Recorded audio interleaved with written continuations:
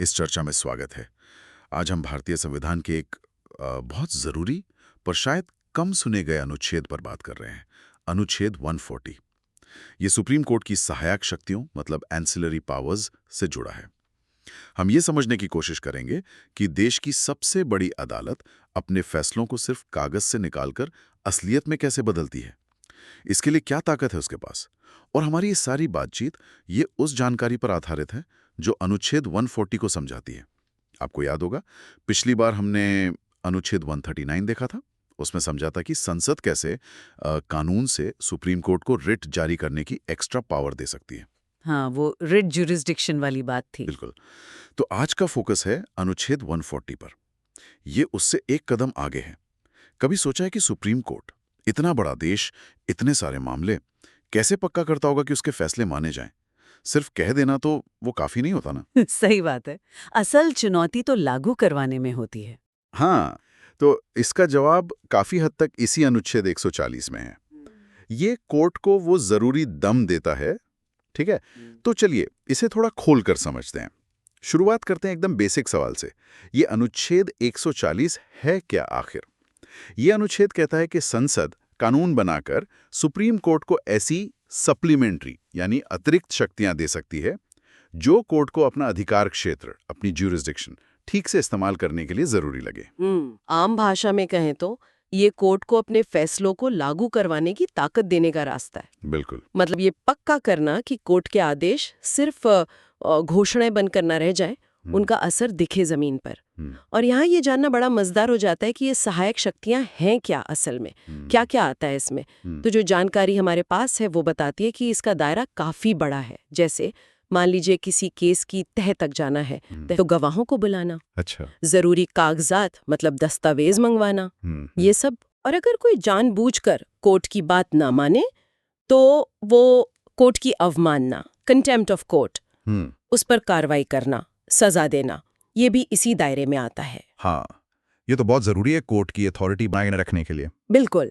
और इतना ही नहीं, जैसे अंतरिम राहत देना, इंटरिम रिलीफ, मतलब केस के फाइनल फैसले से पहले कोई जरूरी फौरी आदेश देना। हाँ, कई मामलों में इसकी जरूरत पड़ती है जी। और अगर मामला बहुत ही पेचीदा हो तो उसकी गहराई से जांच के लिए एक जांच आयोग, इन्वेस्टिगेशन कमीशन बना देना, ये अधिकार भी इसी में समझा जा सकता है। अच्छा, तो इन सब का जो सेंट्रल आइडिया है वो एक ही है, ये पक्का करना कि सुप्रीम कोर्ट का अधिकार क्षेत्र सिर्फ कानूनी किताबों में ना रहे, वो असरदार हो। सही। मतलब न्याय सिर्फ दिया ना जाए, वो लागू भी हो। एग्जैक्टली। इसे ही न्यायिक प्रभावशीलता, जुडिशियल इफेक्टिवनेस कहते हैं। ये उसकी गारंटी है एक तरह से। यह जानकारी में एक बहुत ही रोचक बात सामने आती है, थोड़ी हैरान करने वाली भी जी। इसमें लिखा है कि अनुच्छेद 140 संसद को ये शक्ति तो देता है कि वो कानून बनाकर ये सहायक शक्तियां दें, पर आज तक संसद ने इस अनुच्छेद के तहत कोई खास कानून बनाया ही नहीं है। हाँ, ये पॉइंट वाकई गौर करने वाला है। तो पर सवाल यह है कि अगर संसद ने फॉर्मली कानून से ये शक्तियां नहीं दी तो सुप्रीम कोर्ट इन्हें इस्तेमाल कैसा कर रहा है? ये थोड़ा अजीब नहीं लगता? हाँ, ये सुनने में थोड़ा विरोधाभासी जरूर लगता है, पर इसका जवाब कोर्ट की अपनी जो प्रोसीजरल ऑटोनॉमी है उसमें है।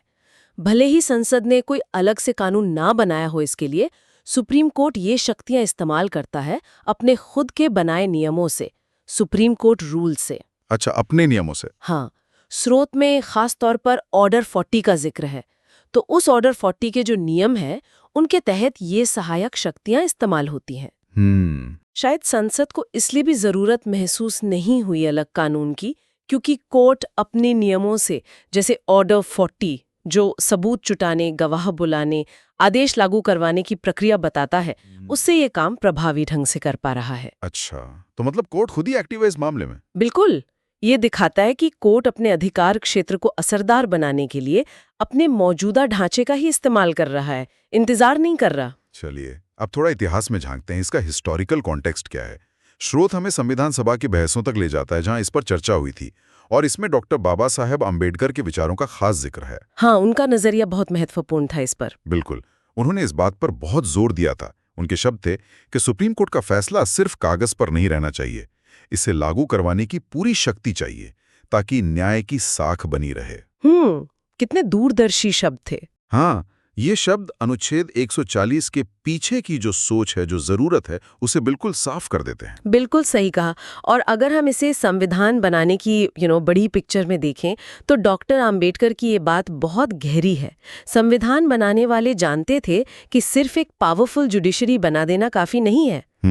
अगर उसके फैसलों को लागू करवाने का सिस्टम मजबूत नहीं होगा तो लोगों का भरोसा उड़ जाएगा न्याय से। सही बात है। इसीलिए न्यायपालिका की आजादी के साथ साथ उसकी प्रभावशीलता, उसकी इफेक्टिवनेस और क्रेडिबिलिटी बनाए रखने के लिए अनुच्छेद 140 जैसे प्रावधान डाले गए। ये सिर्फ अधिकार देने की बात नहीं थी, बल्कि ये पक्का करने की थी कि वो अधिकार हकीकत बने, जमीन पर उतरे। और यहीं पर यहाँ बात और भी दिलचस्प हो जाती है, क्योंकि अनुच्छेद 140 कोई ऐसा नहीं कि बस संविधान में लिख दिया और कभी कभार इस्तेमाल होता हो। जैसा जानकारी से साफ पता चलता है, ये आज भी बहुत रेलेवेंट है। हाँ, काफी सक्रिय रूप से इस्तेमाल होता है। बिल्कुल। ये हमारे जुडिशियल सिस्टम का एक एक्टिव हिस्सा है। स्रोत में इसके कई बड़े और हाल के उदाहरण भी हैं, जिनसे पता चलता है कि ये कितना अहम और व्यापक है। जैसे 2012 का वो 2G स्पेक्ट्रम वाला मामला बहुत चर्चा में रहा था। हाँ बिल्कुल। सुप्रीम कोर्ट ने उसमें न सिर्फ वो गलत लाइसेंस कैंसिल किए, बल्कि आगे की जांच की निगरानी भी की, मॉनिटरिंग। जी। इसी तरह कोयला ब्लॉक वाला जो घोटाला था, कोल स्कैम, उसमें भी कोर्ट ने जांच की निगरानी की।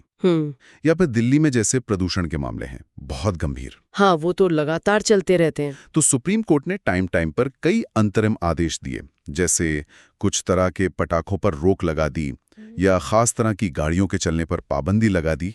ये सब इसी के तहत आते हैं। हाँ। और हाल के उदाहरण 2024 के हिसाब से देखें तो स्रोत बताता है कि जैसे सीबीआई या ईडी को किसी केस में खास निर्देश देना या अवैध प्रॉपर्टी को सील करने का ऑर्डर देना या फिर अवैध निर्माण को गिराने का हुक्म देना, ये सब भी इसी सहायक शक्ति के दायरे में है और अक्सर इस्तेमाल होता है। हाँ। और ये उदाहरण दिखाते हैं कि ये शक्तियां कितनी पावरफुल और दूर तक असर करने वाली हो सकती हैं।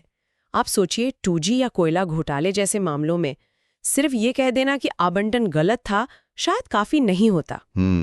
उस फैसले को उसके लॉजिकल एंड तक ले जाने के लिए, गड़बड़ियों की तह तक जाने के लिए, सिस्टम को ठीक करने के लिए जांच की निगरानी करना, आगे की कार्रवाई पक्की करना, ये बहुत जरूरी था। हाँ, यहीं पर इन सहायक शक्तियों का रोल आता है। बिल्कुल। यही अनुच्छेद 40 के तहत मिली ये एंसिलरी पावर्स काम आती हैं। ये कोर्ट को वो औजार देती हैं जिनसे वो पक्का कर सके कि उसका फैसला सिर्फ घोषणा न रहे, बल्कि उसकी मंशा पूरी हो। सही। इसी तरह प्रदूषण के मामलों में सिर्फ चिंता जताना काफी नहीं। जब कोर्ट गाड़ियों पर बैन जैसे अंतरिम आदेश देता है, तो वो इन्हीं सहायक शक्तियों से जमीनी स्तर पर फौरन असर डालने की कोशिश करता है। इनके बिना तो शायद कई बड़े फैसलों का असर बहुत लिमिटेड रह जाता। लेकिन जैसा अक्सर होता है, जब किसी के पास बहुत ज्यादा पावर हो तो उसके इस्तेमाल पर बहस भी होती है, विवाद भी। स्रोत में यह भी बताया गया है कि सुप्रीम कोर्ट जब इन सहायक शक्तियों का इस्तेमाल करता है तो कई बार उसकी आलोचना भी होती है।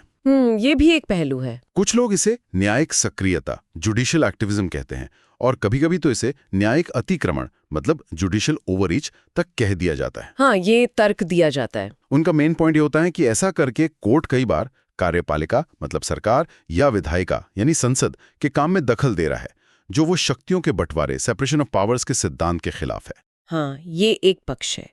वहीं दूसरी तरफ सुप्रीम कोर्ट का जो नजरिया रहा है, जैसा कि स्रोत से इशारा मिलता है, वो अक्सर ये होता है कि ऐसे कदम उठाना न्याय सुनिश्चित करने के लिए जरूरी था। Necessary for justice. अच्छा, कोर्ट का मानना होता है कि अगर वो सिर्फ ऑर्डर पास करके रुक जाए और उसे लागू करवाने के लिए जरूरी कदम ना उठाएं, तो जो पीड़ित है उसे असल में न्याय नहीं मिलेगा। न्याय का मकसद ही अधूरा रह जाएगा। ये भी सोचने वाली बात है। तो ये जो बहस है, ये एक बहुत बुनियादी सवाल खड़ा करती है कि न्यायिक शक्तियों के असरदार इस्तेमाल और न्यायिक संयम, जुडिशियल रिस्ट्रेंट के बीच वो सही बैलेंस कहाँ है। हाँ, ये लाइन खींचना मुश्किल है। बिल्कुल। और देखिए, हमारा मकसद यहाँ किसी का पक्ष लेना नहीं है। हम तो बस स्रोत में जो दोनों नजरिए दिए गए हैं उन्हें सामने रख रहे हैं, ताकि सुनने वाले खुद इस जटिल मुद्दे पर सोच सके। इस पूरी बात को, इस कॉन्सेप्ट को और आसानी से समझने के लिए स्रोत में एक बड़ा अच्छा सीधा सा उदाहरण दिया गया है। जरा उसे देखते हैं। मान लीजिए एक फैक्ट्री है, वो अवैध तरीके से खतरनाक केमिकल नदी में बहा रही है। लोगों की सेहत को खतरा है, पर्यावरण को नुकसान है। ठीक है। मामला सुप्रीम कोर्ट पहुंच रहा है। कोर्ट सब सुनने के बाद फैक्ट्री को तुरंत बंद करने का आदेश देता है। अब सोचिए, अगर फैक्ट्री का मालिक या मैनेजमेंट वो आदेश मानने से मना कर दे या टालमटोल करे तो क्या होगा? तो कोर्ट का आदेश तो बस कागजदार रह गया। एग्जैक्टली। यहीं पर अनुच्छेद 140 काम आता है। स्रोत के मुताबिक ऐसी सिचुएशन में सुप्रीम कोर्ट अपनी सहायक शक्तियों का इस्तेमाल कर सकता है। क्या कर सकता है? वो लोकल एडमिनिस्ट्रेशन या पुलिस को निर्देश देकर फैक्ट्री को जबरदस्ती सील करवा सकता है। अच्छा, एक्शन ले सकता है। हाँ, आदेश ना मानने के लिए फैक्ट्री मालिक पर भारी जुर्माना लगा सकता है, यहां तक कि जेल भेजने का ऑर्डर भी दे सकता है। बाप रे। और अगर कोर्ट को लगे कि और जांच करनी है कि आदेश क्यों नहीं माना गया, कौन जिम्मेदार है, तो वो एक जांच आयोग भी बना सकता है। इस तरह कोर्ट पक्का करता है कि उसका फैसला सिर्फ सुना ना जाए, लागू भी हो। ये उदाहरण ये बहुत अच्छे से दिखाता है कि अनुच्छेद 140 कैसे एक न्यायिक फैसले को या सिद्धांत को कागज से उठाकर जमीनी हकीकत में बदलता है। ये सिर्फ कानून की किताब में लिखी एक धारा नहीं है, ये न्याय को अमल में लाने का एक प्रैक्टिकल टूल है, एक औजार है। हाँ, बिल्कुल। ये दिखाता है कि न्याय सिर्फ एक फाइनल घोषणा नहीं, बल्कि एक पूरी प्रक्रिया है जिसका नतीजा दिखना चाहिए, महसूस होना चाहिए। सही कहा। और ये सहायक शक्तियां उसी नतीजे को पक्का करने का जरिया है। ये न्याय को सिर्फ एक विचार से आगे ले जाकर एक ठोस कार्रवाई बनाती हैं। तो इस पूरी चर्चा का निचोड़ क्या है? हमने अनुच्छेद 140 की कई परतें देखी। संक्षेप में कहें तो ये अनुच्छेद भारतीय संविधान में एक तरह से न्याय का इंजन है, जैसा स्रोत में कहा गया है। न्याय का इंजन, अच्छा फ्रेज है। हाँ, ये वो ताकत है जो पक्का करती है कि सुप्रीम कोर्ट के फैसले सिर्फ किताबी बातें न रहें, बल्कि असल दुनिया में बदलाव लाएं। स्रोत में इसे सुप्रीम कोर्ट की रीढ़ की हड्डी कहने का जो इशारा है, वो भी काफी सही लगता है। हाँ, इसके बिना न्याय शायद ठीक से खड़ा ही ना हो पाए। बिल्कुल, सिर्फ कागजी शेर बनकर रह जाए।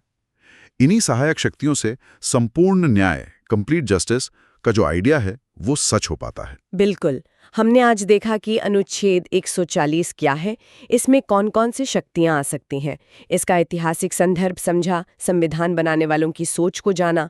ये भी देखा कि आज ये कितना प्रासंगिक है, 2G घोटाले से लेकर पर्यावरण के मामलों तक कैसे इसका इस्तेमाल हुआ है। हाँ, उदाहरण काफी जोरदार थे। और साथ ही इससे जुड़े विवादों पर भी बात की, वो न्यायिक सक्रियता बनाम संयम वाला सवाल। जी। तो कुल मिलाकर निष्कर्ष यही है कि ये अनुच्छेद भारत में कानून के शासन, रूल ऑफ लॉ को बनाए रखने और न्याय को असरदार बनाने में एक बहुत ही महत्वपूर्ण, बल्कि कहें तो अनिवार्य भूमिका निभाता है। ये समझना वाकई आंखें खोलने वाला है कि कैसे ये सहायक शक्तियां हमारे न्याय सिस्टम को सिर्फ आदर्शवादी नहीं, बल्कि प्रैक्टिकल तौर पर भी मजबूत बनाती हैं। और जैसा कि स्रोत में आगे अनुच्छेद 141 का जिक्र है, जो कहता है कि सुप्रीम कोर्ट का घोषित कानून सभी अदालतों पर बाध्यकारी होगा। हाँ, वो भी बहुत महत्वपूर्ण है। तो ये अनुच्छेद 140 के साथ मिलकर ये पक्का करता है कि सुप्रीम कोर्ट के फैसले न सिर्फ लागू हों, बल्कि पूरे देश के लिए कानून बन जाएं। हाँ, ये दोनों मिलकर एक मजबूत ढांचा बनाते हैं। ये हमारी न्याय प्रणाली का एक और दिलचस्प पहलू है। और अंत में एक सवाल छोड़ जाते हैं सोचने के लिए, जो इस पूरी चर्चा और स्रोत से ही निकलता है। हम ये तो समझ गए कि अनुच्छेद 140 सुप्रीम कोर्ट को अपने फैसलों को लागू करवाने के लिए बहुत व्यापक शक्तियां देता है। हाँ, काफी व्यापक।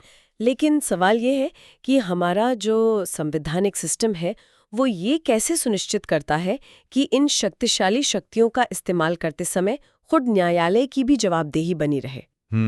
मतलब कोर्ट की अपनी अकाउंटेबिलिटी। हाँ, सिर्फ फैसलों को लागू करवाने के लिए जवाबदेही नहीं, बल्कि उन शक्तियों के इस्तेमाल में भी जवाबदेही। Accountability in using the power, not just for enforcing the decision.